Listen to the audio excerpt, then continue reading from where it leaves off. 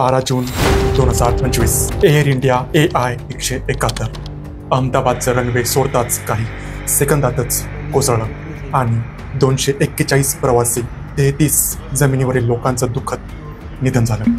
केवळ एकच जीव बचावला. अद्याप निश्चित आकडेवारी येणे बाकी आहे. डॉक्टर सौरव कुमार व डॉक्टर ध्रुव चव्हाण यांनी CGI गवई यांना पत्रातून ₹50 लाख इंटरिम म्हणजेच टेम्पररी भरपाई देण्यात यावी व न्यायालयाने मामला सो मोटो म्हणजे स्वतःहून हाताळावा अशी मागणी केली आहे.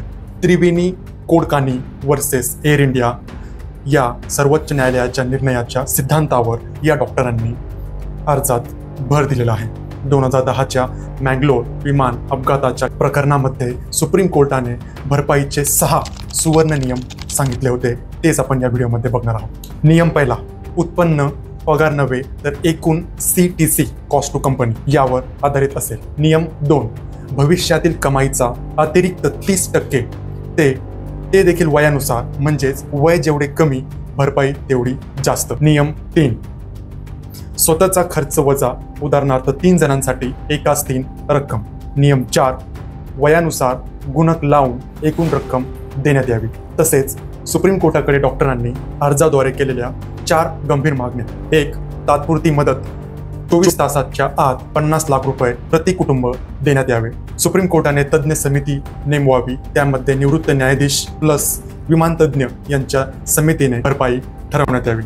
3, तारीख पे तारीखवाला लांब खटला नको. 4, मृतांच्या घरच्यांना सरकारने नोकरीची हमी द्यावी. या केसमध्ये जो काही निकाल येईल तो भविष्यासाठी महत्त्वाचे सूत्र ठरवेल. हा केस फक्त भरपाई पुरताच नाही तर भारतातील विमान सुरक्षेचे मानक ठरवेल. भविष्यातील अपघातातील भरपाईचे बेंचमार्क सेट करेल. सरकार व एअरलाइन्सवर जबाबदारीचा दाब निर्माण करेल. म्हणूनच ही लढाई प्रत्येक प्रवाशाच्या सुरक्षिततेची निगडीत आहे. मित्रांनो, विमान अपघात ही केवळ बातमी नसते, ती शेकडो कुटुंबाचे भविष्य असते. तुमचे मत सांगा. सुप्रीम कोर्टाने ही मागणी मान्य करावी की नाही? व्हिडिओ शेअर करा, कारण ही माहिती प्रत्येकाच्या हक्कासाठी महत्त्वाची आहे. बेल आयकॉन दाबा, कारण पुढच्या व्हिडिओमध्ये आपण सविस्तर चर्चा करणार आहोत. धन्यवाद.